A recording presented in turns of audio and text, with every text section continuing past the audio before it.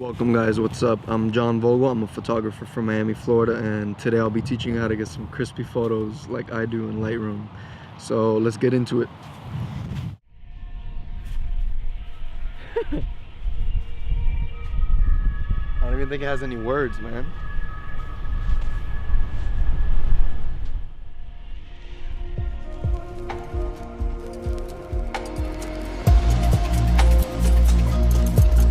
Brought my assistant here. I pay him like $3 an hour. You don't pay me enough. Shut your ass up, man.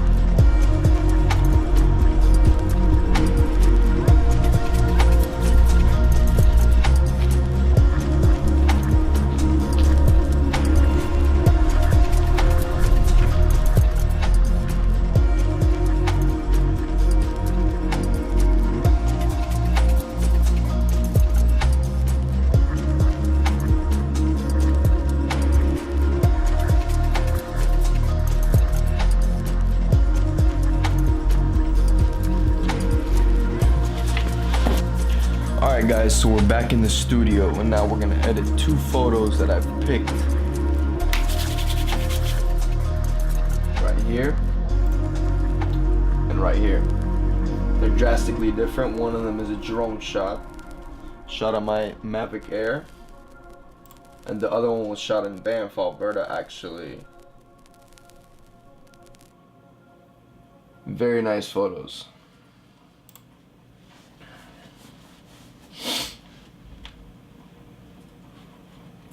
Alright, so let's start off editing these.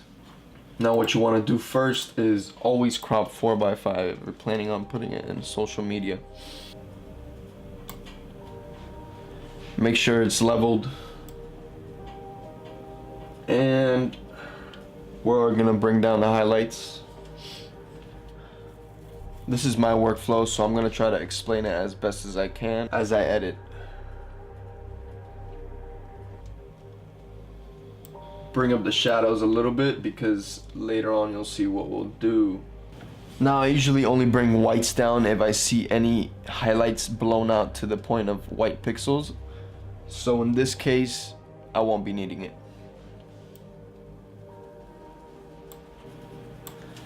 Always bring the blacks down a little bit if you're trying to go for my look. I also bring clarity up a little bit to add some sharpness to the photo. Some vibrance because we're going to be bringing down a lot of saturation. And now my favorite part, the tone curve. I'm sure you've heard it before, but what you're going to try to do is achieve a S on this curve. I always create these 3 points, not two. What you're doing down here is killing the blacks. Right here you have your shadows. Always bring them down a little bit. These are your highlights right here. And then these are your whites. Now you can see there's already a big difference.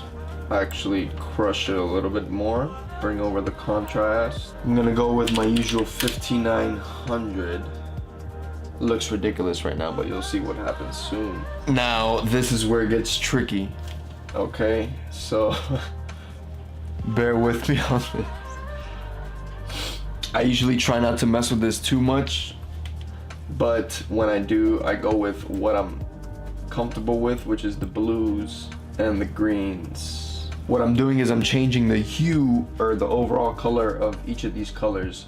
Now you can make your yellows oranges, you can make your oranges red, then you can make your yellows oranges or green. You can make your reds magenta or orange, and yeah, that's basically what it does for the hue portion. Now the saturation, this is where I'll be shedding light on some secrets of mine. What I do is go like this,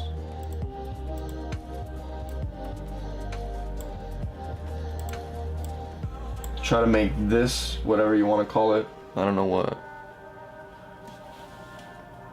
do that with the saturation. This luminance, yes, bring up blue a little bit, aqua a little bit, green a little bit, and oranges down a little bit. Okay, now some other magical things are about to happen here in the split toning. Should have let light on the secret. All right, fine. So this is the combinations that I use to achieve certain looks that I love. What I did right now is I basically went on the hue. So what split toning is, you're adding a color to your highlights and to your shadows. Now you can adjust the amount of color in the saturation bar, or you could adjust the hue on the hue bar, and also the balance right here. So if you overall want your shadows color to be in the picture, or if you want your highlights color to be in the picture, I like this look already, so I'll stick with this. Now sharpening, I always go for the same method for all my photos because they always come out really crispy and I just like how it looks.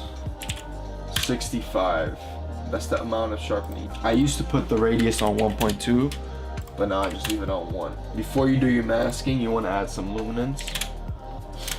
No, it's a little bit too much. Now what luminance does is it tries to get rid of some noise. Obviously the higher number of luminance that you put, the more ridiculous it'll look. Now with this, you could press Alt and click this masking bar to see how much of the picture you're sharpening. I always mask it to 85 because obviously you don't want the whole photo sharpened. Remove chromatic aberration, always. Enable profile corrections. For the DJI Mavic Air, there still isn't one yet. I don't know why, but so we won't be applying profile corrections. We could try to level it. Sometimes this button makes it look wacky, so don't always rely on that. There's also another method here. You could go into the angle tool, press on one side of the horizon, press on the other side of the horizon, and that'll level it for you if the leveling button isn't working correctly. Now the last portion is grain. Now don't go crazy with grain, okay? Well, unless you like it, but you're obviously watching this video to see how I edit. And I like how this looks. This is the before and after, and that's for the first photo. Now the second photo, this is the second photo. Now let's see if we could grab that preset from the other one. Oh yeah. Now let's apply oh yeah to this one. I love it. I love it, but I definitely want to crop 4x5, level it with the angle tool.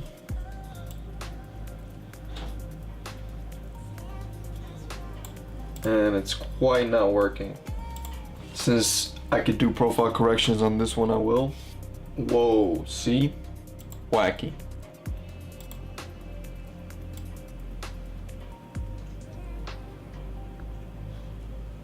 Framing is everything. Now here, I'm gonna come down just the blacks a little bit.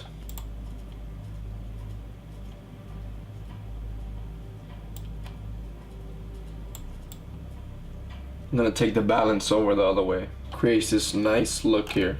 Bring the exposure down a little bit. Add a little bit of more grain. Maybe add a radial filter to this one. Now radial filters, you can use them inverted, so whatever's inside gets affected, or the opposite, which is what I'm gonna use today.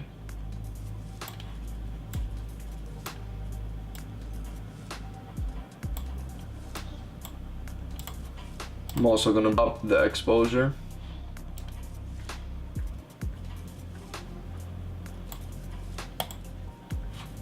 And this photo is good to go. You know how it goes. Don't forget to subscribe. Subscribe, please. Please. I need subscribe.